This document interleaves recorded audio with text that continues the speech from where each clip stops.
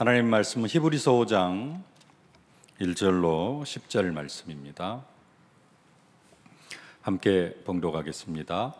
대제사장마다 사람 가운데서 택한 자이므로 하나님께 속한 일에 사람을 위하여 예물과 속죄하는 제사를 드리게 하나니, 그가 무식하고 미혹된 자를 능히 용납할 수 있는 것은 자기도 연약에 휩싸여 있음이라. 그러므로 백성을 위하여 속죄제를 드림과 같이 또한 자신을 위하여 드리는 것이 마땅하니라.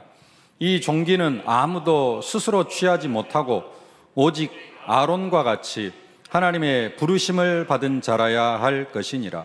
또한 이와 같이 그리스도께서 대제사장 되심도 스스로 영광을 취하심이 아니요 오직 말씀하신 이가 그에게 이르시되, 너는 내 아들이니 내가 오늘 너를 낳았다 하셨고, 또한 이와 같이 다른 데서 말씀하시되 네가 영원히 멜기세덱의 반차를 따르는 제사장이라 하셨으니, 그는 육체에 계실 때 자기를 죽음에서 능히 구원하실 이에게 심한 통곡과 눈물로 간구와 소원을 올렸고 그의 경건하심으로 말미암아 들으심을 얻었느니라. 그가 아들이면서도 받으신 고난으로 순종함을 배워서 온전하게 되셨은즉 자기에게 순종하는 모든 자에게 영원한 구원의 근원이 되시고 하나님께 멜기세덱의 반차를 따른 대제사장이라 칭하심을 받으셨느니라. 아멘. 대제사장이신 예수 그리스도라는 제목입니다. 하나님은 예수 그리스도를 멜기세덱의 반차를 따른 대제사장으로 우리에게 보내주셨습니다. 히브리서가 이렇게 지금 이제 계속해서 히브리서를 보고 있는데요. 히브리서를 크게 한 세 부분으로 나눌 수 있습니다. 1장부터 4장까지는 우월하신 그리스도, 그래서 이제 천사보다도 그리스도가 더 우월하고 모세보다도 더 우월하고, 오늘 5장부터는 좀 다른 내용입니다. 이제 그 우월하신 그리스도의 사역에 대해서 이야기를 하는데, 또 뭐 전반부하고 조금 같이 연결해서 보면은 이제 아론보다도 더 우월한, 그러면서 이제 그 제사장 직분의 사역을 어떻게 감당해 나아가시는가 하는 부분들을 오늘 5장부터 쭉 말씀을 하시고요. 10장 후반부부터 이제 마지막까지는 그리스도 안에 있는 성도들의 그 능력에 대해서 이렇게 쭉 말씀을 하십니다. 특별히 오늘 5장부터는 예수 그리스도 우월하신 그 그리스도의 사역을 말씀하시는데, 특별히 대제사장의 사역을 말씀을 하십니다. 대제사장의 사역. 히브리서에서는 주로 뭘 말씀하시느냐? 대제사장 되시는 예수 그리스도. 우리는 선지자, 제사장, 왕 늘 함께 이야기를 하는데, 히브리서에서는 대제사장 되시는 예수 그리스도를 쭉 이야기를 합니다. 그러면서 이제 오늘 1절부터 보면은 뭘 말씀하시냐면은 대제사장의 자격, 예수 그리스도가 대제사장이 되어지기 위해 어떤 자격이 필요한가가 아니라 구약의 아론이라든가 이런 아론의 반차를 따른 대제사장들은 어떤 사람이었는가 하는 부분들을 먼저 좀 설명을 합니다. 한 세 가지로 이야기를 하는데요. 1절 같이 한번 봉독하겠습니다. 대제사장마다 사람 가운데서 택한 자이므로 하나님께 속한 일에 사람을 위하여 예물과 속죄하는 제사를 드리게 하나니. 저기 보면은 대제사장마다 어디에서 택한 자이므로? 대제사장을 사람 가운데서 택하지 어디서 택하겠어요? 네, 당연한 말씀이잖아요. 근데 그러면 대제사장을 짐승 가운데서 택할 수는 없는 거죠. 천사들 중에 뭐 대제사장을 택하겠습니까? 근데 대제사장마다 사람 가운데서 택했다라고 표현을 해요. 이 말을 꼭 해야 될 이유가 있을까요? 당연히 대제사장들은 사람 중에서 세워지는 것이죠. 근데 이제 이 말씀을 하시는 이유는 왜 그러느냐? 예수 그리스도가 단순하게 신성만 가진 게, 하나님의 아들이시면서 뭘로 오셨다? 사람으로 오셨다. 지금 일반 제사장들의 어떤 자격을 이야기하는데 일반 제사장들의 자격만은 이야기하는 것이 아니라 예수님도 이 자격을 다 갖추신 분이다라는 것을 강조하기 위한 것입니다. 대제사장은 누가 되어져요? 사람이 되어지는 겁니다. 사람이어야 된다는 거죠. 그러면서 2절, 3절 말씀을 함께 봉독하십시다. 그가 무식하고 미혹된 자를 능히 용납할 수 있는 것은 자기도 연약에 휩싸여 있음이라. 그러므로 백성을 위하여 속죄제를 드림과 같이 또한 자신을 위하여도 드리는 것이 마땅하니라. 두 번째 대제사장의 자격은 뭐냐면요, 딱 한 단어로 이야기하면은 용납할 수 있는 사람, 사람을 용납할 수 있는 사람, 사람을 수용할 수 있는 사람. 근데 어떤 사람을 수용하느냐? 무식하고 미혹된 자. 무식한 사람을 용납하라는 말은 무슨 말일까요? 우리가 생각하는 그런 무식이 아니고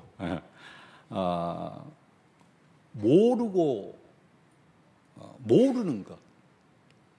무식은 멍청하다. 우리는 좀 나쁘게 해석하면은 멍청하다라는 뜻으로 이렇게 해석을 할 수 있는데, 무식하다는 말은 지혜가 없어. 몰라. 뭘 몰라요? 자기가 죄를 짓는데 죄를 짓는지도 몰라. 그래서 모르고 죄 짓는 사람, 이런 사람을 용납할 수 있어야 된다는 겁니다. 그리고 미혹된 자, 미혹된 자는 이제 잘못 인도받은 사람. 누구로부터? 악령으로부터, 사단으로부터. 우리는 다락방 신학에서 왜 우리가 죄를 지었어요? 죄 지으려고 작심하고 죄 지었습니까? 창세기 3장 뭐에 속아서? 사단에게 속아서. 우리도 사단에게 속아서 막 내가 하나님 떠나봐야 되겠다, 하나님 대적해야 되겠다, 그게 아니라 사단이 와서 속이다 보니까 그게 이제 미혹된 겁니다. 우리 인간이 미혹되어져 가지고 하나님을 떠났어요. 대제사장은 뭐 할 수 있어야 돼요? 그렇게 미혹된 자, 그 다음에 미혹되어져 가지고 죄를 지은 사람, 그 다음에 자기가 이게 죄인지도 알지 못하고 이렇게 짐짓이라 그러죠. 짐짓 죄를 짓는 사람, 이런 사람들을 뭐 해야 돼요? 용납할 줄 알아야 된다라는 겁니다. 그러면서도 대제사장은 어떤 사람을 세우느냐? 흠이 없는 사람을 세워야 된다 그래요. 여러분, 사람이 흠이 있을 수 있어요, 없어요? 우리는 또 사람은 흠이 없을 수 없다 그럽니다. 사람은 다 죄를 지을 수밖에 없다 그럽니다. 우리가 그러니까 다 그런 줄 알아요. 근데 구약 시대에 우리는 이제 어디까지 적용을 하니까 죄를 지을 수밖에 없다 그럽니까? 예수님께서 여자를 보고 이상한 생각을 품는 자도 간음한 자요, 욕만 해도 살인죄라 그럽니다. 그러니까 뭐 여기에서 벗어날 사람은 한 사람도 없죠. 있을 수도 있을까요? 없어요. 우리가 그러니까 그런갑다 가르지. 모든 사람을 내 기준에 맞춰놓으면 그럴 수도 있는데 안 그런 사람도 있을 수는 있습니다. 근데 구약에 이제 여기까지 이야기를 안 하고 구약이 말하는 수준까지만 하면은 율법대로 지킨 사람이 많아요. 부자 청년도 나는 율법을 다 지켰다 그럽니다. 근데 이제 그때 예수님께서 뭐라 그럽니까? 네 재물을 다 팔아서 가난한 자들에게 나눠줘라 그러니까는 근심하여 갔다 그러죠. 사도 바울도 뭐라고 고백합니까? 빌립보서 3장 6절 말씀 보십시다. 열심으로는 교회를 박해하고 율법의 의로 나는 흠이 없는 자다 그래요. 사도 바울이 이 고백을 언제 하느냐? 내가 죄인의 계수였다라고 고백을 해요. 하면서 그러나 어떤 구약의 그러한 율법이 요구하는 바는 거기에 의해서는 나는 흠이 없다라고 이야기를 합니다. 자기 나름대로, 그러니까 이런 부분들이 구약 시대 사람들에게 용납이 되어졌어요. 이해가 되어지는 부분입니다. 우리는 뭐라 그래요? 뭐 흠이 없어, 흠이 없기는. 네 말대로 죄인 중에 개수였지. 근데 이제 이런 기준으로 대제사장은 뭐가 없어야 돼요? 흠이 없어야 돼요. 그럼에도 불구하고 뭐 할 수 있어요? 죄를 지을 수가 있어요. 그래서 뭘 이야기하느냐? 자기를 위하여서도 뭐 할 수 있어야 된다? 속죄제를 드릴 수 있어야 된다 그럽니다. 레위기 9장 7절 말씀 보십시다. 모세가 또 아론에게 이르되 너는 제단에 나아가 내 속죄제와 내 번제를 드려서 너를 위하여. 누구를 위하여서? 모세와 아론은 너를 위하여서 네 속죄제, 네 번제를 드릴 수 있어야 된다. 죄를 용서받는 속죄제를 드릴 수 있어야 된다라는 겁니다. 그러니까 중요한 것은 이제 제사장들도 죄를 지을 수 있어요. 그렇기 때문에 뭘 할 수 있어야 된다? 실수로 죄 짓고 미혹된 자들을 용납할 수 있어야 된다라는 겁니다. 이해할 수 있어야 된다라는 겁니다. 그러면서 구약의 대제사장의 세 번째 조건은 뭐냐? 하나님의 임명을 받아야 된다라는 겁니다. 4절 말씀 함께 봉독하십시다. 이 종기는 아무도 스스로 취하지 못하고 오직 아론과 같이 하나님의 부르심을 받은 자라야 할 것이니라. 아멘. 대제사장은 누구의 부름을 받아야 돼요? 하나님의 부르심을 받은 사람만이 대제사장이 되어질 수 있다라는 겁니다. 네. 대제사장은 뭐에 의해서만? 하나님의 부르심에 의해서만. 누구처럼? 아론과 같이. 네. 아론과 같이 하나님의 부르심을 받은 사람만이 대제사장이 가능해요. 근데 구약의 대제사장은 어떻게 된 줄 아세요? 아론은 하나님의 부름을 받았습니다. 근데 그냥 세상적으로 생각하면은 대제사장은 세습이에요. 완전 세습입니다. 아론이 대제사장, 그 아들이 대제사장, 손자가 대제사장. 쭉 그 가문으로 내려가요. 그러면 하나님의 부르심 받는 거 아니네. 이렇게 생각할 수 있습니다. 근데 좀 다른 입장에서 생각을 하면요. 그러면 다른 사람이 나 대제사장 할 거야. 한다고 할 수 있을까요? 안 시켜줘요. 다른 사람은 대제사장이 되어질 수가 없어요. 간혹 중간에 다른 레위 지파 아론의 자손들이 아닌 사람이 되어질 때에는 반드시 누가 인정을 해주셔야 돼요? 하나님이 인정해 주셔야지만이 가능하다라는 겁니다. 그래서 대제사장은 하나님의 부르심으로만 가능해요. 근데 왜 지금 이 이야기를 하느냐? 아까 서두에서 말씀드렸듯이 예수님이 대제사장으로 오셨는데, 우리가 예수님 대제사장, 참 선지자, 참 제사장, 참 왕으로 오셨다 그러잖아요. 그게 이제 참 대제사장으로 오셨습니다. 근데 그냥 예수님 십자가에 못 박혀 죽으셨으니까 예수님은 그냥 대제사장이다. 그게 아니라 이미 구약의 제사장들이 갖췄던 그 자격을 예수님은 다 갖추셨다라는 겁니다. 지금 1절과 2절, 3절 이 부분은 지난주의 말씀에서 나온 내용입니다. 4장 14절, 15절 말씀 함께 봉독하십시다. 그러므로 우리에게 큰 대제사장이 계시니 승천하시니 곧 하나님의 아들 예수시라. 여기는 뭐냐면은 승천하셨다라는 말은 십자가에 죽으시고 부활하셨다. 그래가지고 승천하셨다라는 거예요. 죽음을 통해야 돼요. 인간, 하나님의 아들 예수, 하나님이시면서 아들, 인간 예수를 이야기하고 있습니다. 첫 번째 조건이죠. 15절 말씀. 우리에게 있는 대제사장은 우리의 연약함을 동정하지 못하실 이가 아니다. 동정하지 못할 리가 아니다. 우리의 것을 연약함을 다 용납할 수 있는 그런 예수님이시라는 겁니다. 예수님은 지금 두 가지 조건을 다 갖추셨죠. 그러면서 세 번째 조건을 오늘 이야기합니다. 5절 말씀. 또한 이와 같이 그리스도께서 대제사장 되심도 스스로 영광을 취하심이 아니요 오직 말씀하시니가 그에게 이르시되 너는 내 아들이라 내가 오늘 너를 낳았다 하셨고, 하나님께서 너는 내 아들이다 내가 너를 낳았다. 이게 뭐다? 하나님께서 예수 그리스도를 대제사장으로 임명하셨다라는 겁니다. 하나님의 부르심을 받았다라는 거예요. 4절, 5절을 연결해서 한번 보십시다. 이 종기는 아무도 스스로 취하지 못하고 오직 아론과 같이 하나님의 부르심을 받은 자라야 할 것이니라. 또한 이와 같이 그리스도께서 대제사장 되심도 스스로 영광을 취하심이 아니요 오직 말씀하시니까 그에게 이르시되 너는 내 아들이니 내가 오늘 너를 낳았다 하셨고.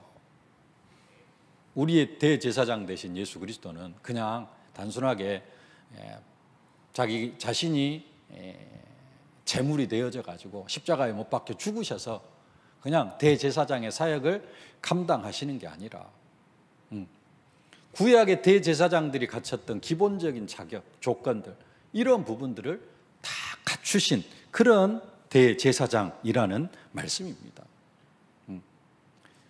그러면은 구약의 대제사장과 구약의 대제사장들과 예수님이 동일한 수준이냐? 또 그렇지 않다라는 거예요. 아까 서두에도 말씀드렸죠. 예수님은 천사보다도 우월하고 하나님의 집에 종으로 봉사한 모세보다 우월하고, 그러면서 구약의 대제사장들보다도 또 우월하신 그 예수 그리스도의 대제사장직에 대해서 말씀을 하십니다. 그게 뭐냐? 아론의 반차와 멜기세덱의 반차를 따른 그 반차, 그 계열이 다르다라는 겁니다. 6절 말씀 함께 봉독하십시다. 또한 이와 같이 다른 데서 말씀하시되 네가 영원히 멜기세덱의 반차를 따르는 제사장이라 하셨으니, 예수 그리스도는 누구의 반차를 따라요? 멜기세덱의 반차를 따른다라는 겁니다. 오늘 10절 말씀도 함께 보십시다. 하나님께 멜기세덱의 반차를 따른 대제사장이라 칭하심을 받으셨느니라. 네. 예수 그리스도는 선지자, 제사장, 왕, 삼중직이 있는데 특별히 히브리서에서는 지금 대제사장직을 이야기하는데, 그 대제사장직이 아론의 반차를 따른 게 아니라 누구의 반차를 따른 것이다? 멜기세덱의 반차를 따른 것이다. 멜기세덱의 어떤 신분, 멜기세덱의 어떤 그 계열을 따르는 것이라는 겁니다. 그러면은 아론의 어떤 계열, 아론의 반차와 멜기세덱의 반차의 차이는 뭐냐? 한 4가지가 있습니다. 그게 뭐냐? 첫 번째로 멜기세덱의 반차가 시간상으로 더 먼저예요. 시간상으로 멜기세덱의 반차는 어디에서 나옵니까? 아브라함이 살레막 멜기세덱에게 11조를, 조카 롯을 잡아갔던 그 5개국 연합군을 완전히 무찌르고 와가지고 왔을 때 거기에 대한 취득물의 10분의 1을 누구에게 드려요? 멜기세덱에게 드립니다. 뒤에 나옵니다만 그 멜기세덱은 시작도 없고 끝도 없고 족보도 없고 아무것도 없어요. 영원한 제사장이다 그래요. 그러면서도 아론보다도 더 앞이요. 그리고 나서 한 600년 뒤에 출애굽해가지고 모세 시대에 이제 아론이 대제사장으로 세워지면서 대제사장직의 사명을 감당해 나아갑니다. 먼저가 중요하느냐 한데, 하여간 아론의 반차보다 멜기세덱의 반차는 600년이나 더 앞선 것이고요. 또한 또 한 가지는 뭐냐? 아론의 반차보다 멜기세덱의 반차가 더 높다 그럽니다. 뭐에서 그러느냐? 아론은 그 인성 안에서 제사장 직분을 위한 것인데, 멜기세덱의 반차는 이따가 설명을 하겠습니다만은 인성과 신성 안에서 제사장 직분을 감당했다라는 겁니다. 시작도 없고 끝도 없어요. 멜기세덱은 영원하다 그래요. 그러면서 아브라함이 멜기세덱에게 11조를 드리잖아요. 아브라함이 멜기세덱에게 11조를 드리는 것은 무엇과 같다라고 해석을 하냐면은 레위 제사장들이, 제사장 가문이 11조를 드리는 것과 같다. 누구에게? 멜기세덱에게. 레위 지파는 11조를 받아가지고 12개 지파죠. 12개 지파, 원래 12개 지파인데 레위 지파가 빠집니다. 그러면 11개 지파죠. 근데 요셉 지파가 에브라임과 므낫세로 나눠집니다. 12개 지파가 10분의 1을 걷어가지고 레위 지파에게 드려요. 그럼 이제 레위 지파는 사실은 그걸 가지고 성전에서 봉사하는데, 그 레위 지파의 대표가 되어지는 누가? 아브라함이 멜기세덱에게 11조를 드렸어요. 레위 지파는 따로 11조를 드리지 않고 이제 하나님의 성전에서 봉사합니다만은 그 의미가 뭐냐? 레위 지파가, 그러니까 대제사장들이 멜기세덱에게 11조를 드리는 것과 같은 것이다라는 의미로 해석을 합니다. 그래서 아론의 반차와 멜기세덱의 반차는 완전히 다르다, 차이가 있다라는 부분들을 말씀하고 있습니다. 그러면서 구약의 대제사장들은 인간이 다 가는 길, 무슨 길을 가요? 죽음의 길을 가요. 근데 멜기세덱은 그렇지가 않습니다. 나중에 또 보겠습니다만 히브리서 7장 1절로 3절 함께 봉독하십시다. 이 멜기세덱은 살렘 왕이요 지극히 높으신 하나님의 제사장이라. 아브라함을 만나 복을 빈 자라. 그 이름을 해석하면 면전은 의의 왕이요 그 다음은 살렘 왕이니 곧 평강의 왕이라. 평강, 살롬, 샬롬, 샬렘, 살렘, 같은 의미죠. 평강의 왕이요. 아버지도 없고 어머니도 없고 족보도 없고 시작한 날도 없고 생명의 끝도 없어. 하나님의 아들과 닮아서, 그리스도와 닮아서 항상 영원히 제사장으로 있느니라. 이게 이제 멜기세덱의 반차. 이 사람이 이제 이분이 멜기세덱인데 예수님은 이 반차를 따라서 대제사장이 되어졌다라는 겁니다. 그러면서도 예수님은 그냥 멜기세덱의 반차를 따른 대제사장이 아니라 오늘 성경을 또 자세히 보면은 또 다른 뭔가를 통하여서 멜기세덱의 반차를 따른 대제사장이라고 하나님께 칭함을 받습니다. 10절 말씀 다시 한번 보십시다. 하나님께 멜기세덱의 반차를 따른 대제사장이라 칭함을 받으셨느니라. 예수 그리스도를 멜기세덱의 반차를 따른 대제사장이라고 칭할 수밖에 없는 조건들이 이제 앞에 7절, 8절, 9절에 쭉 나옵니다. 그럼 예수 그리스도는 어떻게 해서 멜기세덱의 반차를 따른 대제사장이라 칭함을 받았느냐? 세 가지입니다. 세 가지. 첫 번째는 기도에 대한 응답으로. 기도에 대한 응답으로 멜기세덱의 반차를 따른 대제사장이라 칭함을 받았다라는 겁니다. 예수님은 이 땅에 왜 오셨죠? 십자가에 못 박혀 죽으시려고 오셨습니다. 사실은. 그러죠?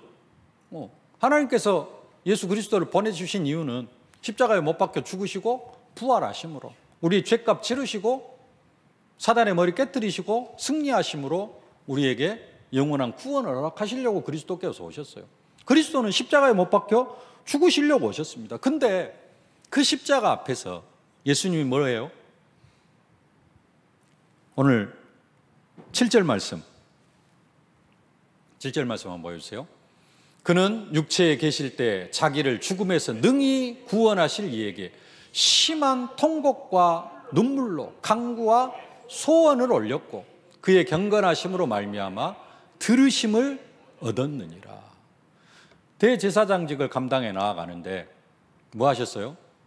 심한 통곡과 눈물로 간구와 소원을 올렸고 결과적으로는 뭘 얻었어요? 들으심을 얻었어요. 응답을 받았다라는 겁니다. 그 응답을 받음으로 멜기세덱의 반차를 따른 대제사장이라 칭함을 얻으셨다라는 겁니다. 그러면은 예수님께서 심한 통곡과 눈물로 무슨 기도를 하셨죠? 성경 보십시다. 마가복음 14장 36절. 이르시되 아빠 아버지여 아버지께는 모든 것이 가능하오니 이 잔을 내게서 옮기시옵소서. 그러나 나의 원대로 마시옵고 아버지의 원대로 하옵소서. 이 기도에 응답 받았어요? 못 받았어요? 예수님 이 기도에 응답 받았어요? 못 받았어요? 아까 7절 말씀에 결론에 뭐였어요? 들으심을 얻었느니라 그랬잖아요. 십자가 앞에서 간절하게 이 잔을 내게서 지나가게 하옵소서. 이 잔을 내게서 지나가게 하옵소서. 이 부분만 놓고 보면 응답 못 받은 것 같아요. 근데 더 중요한 것은 나의 원대로 마시옵고 아버지의 원대로 하옵소서. 그래서 아버지의 원대로. 그러나 나의 원대로 마시옵고 아버지의 원대로 하옵소서. 그래서 아버지의 계획이 이루어지고 하나님이 하나님 앞에 들으심을 받고 그 기도 응답으로 십자가를 지시고 그러므로 말미암아 하나님께 멜기세덱의 반차를 따른 대제사장이라 칭함을 얻을 수 있게 되어졌다라는 사실입니다. 특별히 대제사장은 지금 우리가 2주 동안 2부 예배를 통하여서 중보기도를 지금 언약으로 붙잡고 있는데요. 대제사장의 직분은 중보자의 어떤 직분입니다. 예수님이 제물이 되어져 가지고 하나님과 인간과의 관계를 연결시켜 주는 거예요. 뭘로? 죄값을 지불하심으로 말미암아. 그 중보자의 사명을 감당해 나아갈 때 그냥 기도하는 게 아니라 뭘로? 심한 통곡과 눈물로 간구와 소원을. 그래서 지금 계속해서 너희 자녀를 위하여 울라 말씀하시고 진짜 우리 주변에 복음받을 사람을 위하여서 우리가 울면서 기도해야 되는데 예수님이 심한 통곡과 눈물로 간구와 소원을 흘렸다. 우리의 중보기도도 하나님 저 영혼 구원하여 주옵소서 정도가 아니라 예수님의 그 심한 통곡과 눈물로 우리의 통곡과 눈물의 기도가 있어져야 될 줄로 믿습니다. 그게 중보자의 기도라는 겁니다. 예수님은 그 기도를 드렸고 그 기도에 응답하심으로 멜기세덱의 반차를 따른 대제사장이라 칭함을 받았다라는 겁니다. 우리가 이 응답 속으로 들어가야 될 줄로 믿습니다. 두 번째, 예수 그리스도께서는 어떻게 멜기세덱을 따른 반차라 칭함을 받았습니까? 반차를 따른 대제사장이라 순종하심으로 받으신 고난으로 순종함을 배워서 멜기세덱의 반차를 따른 대제사장이라 칭함을 받으셨다라는 겁니다. 오늘 8절 말씀 함께 봉독하십시다. 그가 아들이시면서도 받으신 고난으로 순종함을 배워서 받으신 고난으로 순종함을 배워서 9절 상반절 보면 온전하게 되셨다라고 이야기를 합니다. 뭘 통하여서? 고난으로 받으신 고난으로 순종함을 배웠다 그럽니다. 예수 그리스도는 사실은 고난 받으실 이유가 없죠. 고난 받으실 이유는 없어요. 예수님 자신만 놓고 보면은 십자가의 고난을 받으실 이유가 하나도 없습니다. 그럼에도 불구하고 뭘 위하여서요? 우리의 구원을 위하여서. 우리의 구원을 위하여서 예수님이 십자가의 고난을 받으셨습니다. 근데 오늘 8절 말씀 문자 그대로 하면은 고난으로 순종함을 배웠다 그럽니다. 그러면은 고난 받기 전에는 순종함을 모르셨을까요? 말이 그러잖아요. 고난으로 순종을 배웠다. 고난 받으심으로 순종함을 배웠다 그럽니다. 고난 받기 전에는 예수님은 순종할 줄 모르셨을까요? 이 부분은 보통 이제 관용어구라 그럽니다. 관용어구. 우리가 그 의미는 다르지만은 하여간에 늘 쓰는 말이 있습니다. 근데 틀린 말이에요. 근데 그냥 써요. 의미를 받아들이면서 뭔 말을 쓰느냐? 하나님 저들을 축복하여 주옵소서. 하나님은 우리를 축복하시는 분이 아니라 단어 그대로 하면은 복을 주시는 분입니다. 복을 주시는 분이지 축은 빌 축자예요. 복을 빌어주시는 분이 아니에요. 복을 빌려면은 누가 복을 빌어요? 목사가 복을 빌어줍니다. 그래서 마지막 축도라 그래요. 축복 기도. 복을 비는 기도예요. 마지막 기도가. 네. 목사는 축복 기도를 합니다. 목사는 축복해 줄 수가 있어요. 복을 빌어줄 수가 있어요. 하나님은 축복하시는 분이 아니에요. 복을 쏟아 부어주시는 분이지. 하나님이 누구한테 복을 빌 거예요? 하나님은 그냥 복을 주시는 분인데. 그러죠? 근데 우리는 그냥 편안하게 써요. 하나님, 저들을 축복하여 주옵소서. 그 말은 무슨 말이에요? 하나님, 저들에게 복을 내려 주옵소서. 복을 허락하여 주옵소서. 보좌의 축복으로 함께하여 주옵소서. 의미는 그런 의미예요. 그렇죠? 하나님이 다른 어떤 존재에게 복을 빌어서 저 사람이 복을 받게 하여 주옵소서. 그런 의미로 쓰지는 않잖아요. 그럼에도 불구하고 우리는 다 그냥 이해는 해요. 그러죠? 하나님 저들을 축복하여 주옵소서 하지만 다 이해는 합니다. 뭔 말인지. 내용은 아니지만. 네. 순종함으로, 고난으로 순종함을 배웠다. 예수님이 고난받기 전에는 순종함을 몰랐습니까? 그게 아니에요. 그러나 이제 이것도 뭐다? 관용어구다. 관용어구다.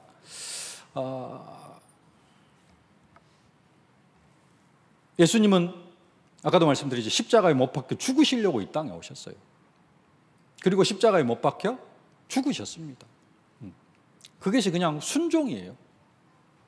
순종한 것입니다. 십자가에 못 박혀 순종함을 배운 게 아니에요. 네. 그래서 예수님은 공생의 기간에도 자기 자신이 십자가에 못 박혀 죽으실 것을, 그리고 사흘 만에 부활해야 될 것을 수차례 말씀하셨어요. 그리고 하나님의 뜻에 순종하심으로 십자가를 지신 것입니다. 이렇게 해서 예수님이 멜기세덱의 반차를 따른 대제사장이라 칭함을 받게 되어졌다는 겁니다. 우리도 진짜 중보기도를 드리고 중보자의 사명을 감당해 나가려고 하면은 어디에? 하나님의 말씀 앞에 순종함으로 나아갈 때 우리도 진짜 사실적인 중보자의 사명을 감당하게 되어질 줄로 믿습니다. 세 번째, 예수님이 어떻게 멜기세덱의 반차를 따른 대제사장이라 칭함을 받으셨느냐? 구원의 근원이 되셨다 그럽니다. 9절 말씀 함께 봉독하겠습니다. 온전하게 되셨은즉 자기에게 순종하는 모든 자에게 영원한 구원의 근원이 되시고. 네. 온전하게 되셨은즉 십자가의 죽으심으로 대제사장의 사명을 다 감당하신 것, 순종하심으로 대제사장의 사명을 감당하신 것을 말씀을 하고 있습니다. 그리고 영원한 구원의 근원이 되시는데 누구에게요? 누구에게 영원한 구원의 근원이 되신다 그래요? 순종하는 모든 자에게. 여러분 저걸 바꿔야 되죠. 여러분의 신앙으로는 저걸 바꿔야 돼요. 뭘로 바꿔야 됩니까? 아니죠. 우리는 자기에게 순종하는 모든 자에게를 우리는 바꿔야 돼요. 사실은 어떤 말로 바꿔야 되느냐?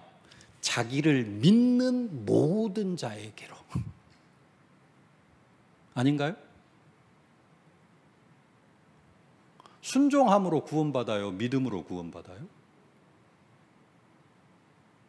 그러죠? 여러분들은 믿음으로 구원받는다 그럽니다. 네. 근데 예수님은 뭐 하는 사람에게? 순종하는 모든 자에게 영원한 구원의 근원이 되신다 그래요. 예수님은 예수님께서 십자가에 못 박혀 죽으신 것처럼 예수님이 하나님 앞에 순종한 것처럼 예수님께 순종하는, 또 하나님께 순종하는, 자신을 따르는 모든 사람에게 영원한 구원의 근원이 되신다라는 거예요. 무슨 말이냐면 이 말씀 그대로 하면은 예수님이 순종한 것처럼 예수님을 따르는 우리 모든 사람도 뭐 해야 된다? 하나님의 말씀 앞에 순종해야 될 것을 말씀하시는 것입니다. 그러면 이제 여기서 질문할 수가 있죠. 여러분, 믿음으로 구원받아요? 순종함으로 구원받아요?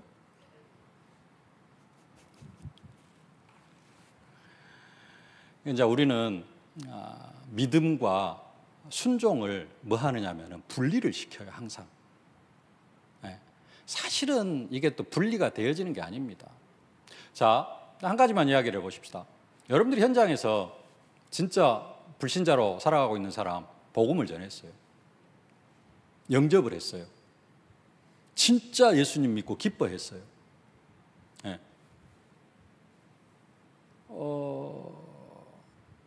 그리고 하나님의 자녀가 됐어요. 하나님의 자녀 됐으면 끝났잖아요. 모든 문제 해결됐잖아요.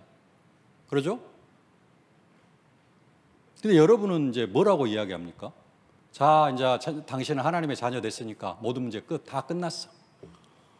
이제 당신 맘대로 살아도 돼. 그럽니까? 뭐부터 하라 그러죠? 내일 교회 나와. 그러잖아요. 교회 나와야 돼요? 안 나와야 돼요? 그 순종 안 하면 어떻게 돼요? 그 사람 교회 안 나오면 어떻게 될까요? 교회는 열심히 나와, 이제. 이 사람이 기도를 안 해. 기도가 뭔지도 몰라. 여러분들 수준에서 어떻게 할까요? 아직 기도해야 돼. 가만히 안 놔둘 겁니다. 어떻게 해서든 기도문 써가지고 갖다 주고, 아침에 읽어라, 아침 저녁으로 읽어라. 제가 뭐라고 한 줄 아세요? 제가 이 사람이 담배를 먹구나 할 때 그 시간이 기도 시간입니다. 제가 그랬어요. 네. 그분이 기도 안 하면 어떻게 될까요? 그리고 그분이 그 말에 순종 안 하면 어떻게 될까요? 이 사람이 예수 영접을 했어. 집에서 제사를 계속 지낸대. 뭐라 그래야 돼요? 믿었으니까 당신 괜찮아. 그걸로 끝이야. 제사 지내도 괜찮고 안 지내도 괜찮고 잘 믿기만 하면 돼. 여러분 그렇게 가르칩니까? 전합니까? 아니면은 그 제사 빨리 없애야 돼. 이렇게 전합니까?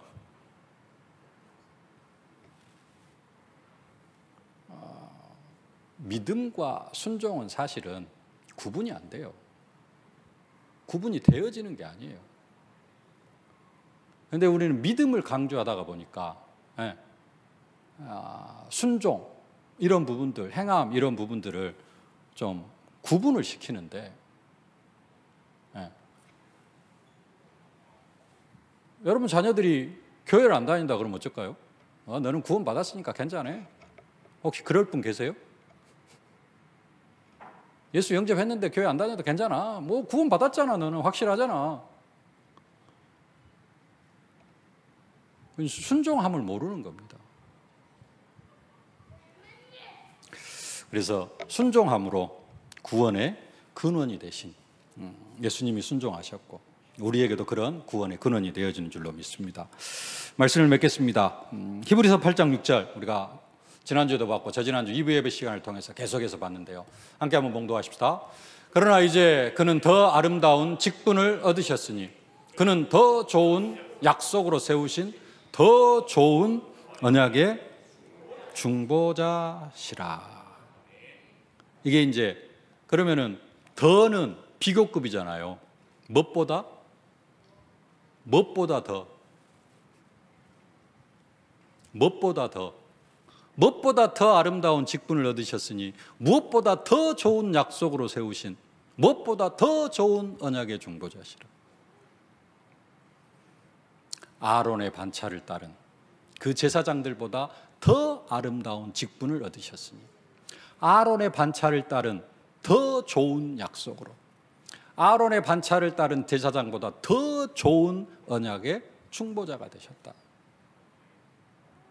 여러분들 이 응답과 축복을 누려가실 수 있기를, 그래서 여러분들도 중보자의 축복을 사실적으로 누려가실 수 있기를 주님의 이름으로 축복합니다.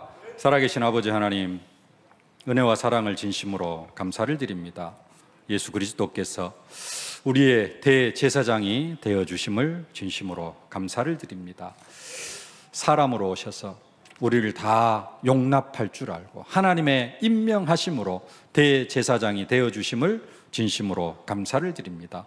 이제는 우리도 예수님을 따라서 왕같은 제사장으로 제사장의 직무를 감당해 나아갈 때 하나님 기도에 대한 응답으로 순종함으로 또 내가 다른 사람의 구원을 전달할 수 있는 그러한 사람으로 중보자의 역할을 감당해 나아갈 수 있도록 저희들을 축복하여 주옵소서. 예수님의 이름으로 기도하옵나이다.